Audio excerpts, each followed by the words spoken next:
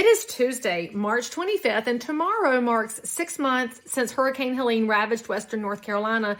So for those of y'all that want to know if we still are dealing with issues here, let me just say yes. And if you want to know why, because you're a thinking individual, let me break it down for you. So step one, President Trump announces $2 billion to come to western North Carolina to help with rebuilding. Sounds great. However, Congress has to do something to support President Trump for those dollars to get here, and Congress has done nothing of the sort because they are a quagmire of mess.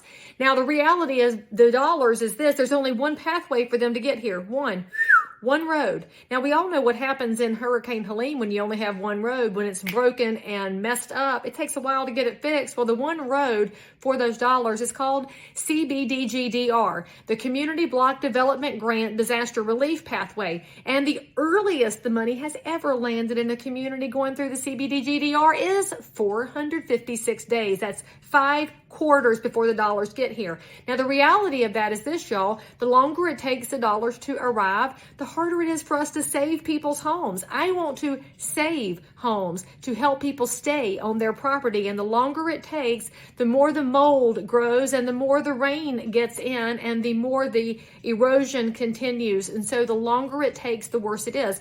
What's the solution? Congress needs to create a pathway that does not go through CBDGDR that would allow the dollars to get straight through to the community in need. That means that problem number 2 is that Governor Stein signed this bill for $500 million to go to western North Carolina. However, those dollars don't go directly to western North Carolina because it has to go through disaster emergency management first.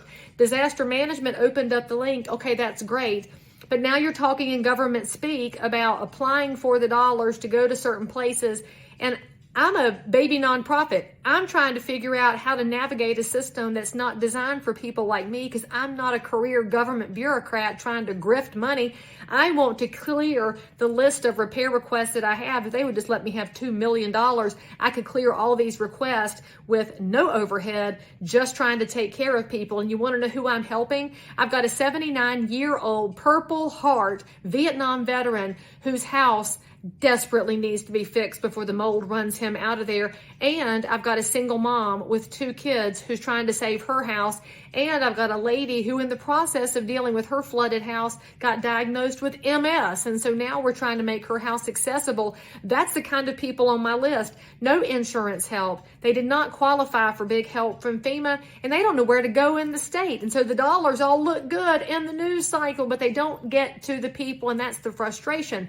Therefore, when I see the talk about eliminating FEMA, part of me says, let's go, take them down. And the other side of me says, but we need to have help somewhere because everything is a gray area. Y'all, not everything should be seen as black and white. So what is the solution? FEMA should be a pocketbook. They should be distributing money to those of us on the ground that can prove with our receipts and with our history that we are the good actors that are not going to scam and grift the taxpayer. Because for those who say, well, are you asking for dollars, Lee Brown? You're a libertarian at heart. You're a conservative. Yes, and I'm a very successful real estate broker who pays a heck ton of money in taxes. And because they're my taxpayer dollars, because the government doesn't create anything, remember that, I want my tax dollars to be distributed to the people who need it because I love having a safety net as long as the ones who need it can access it.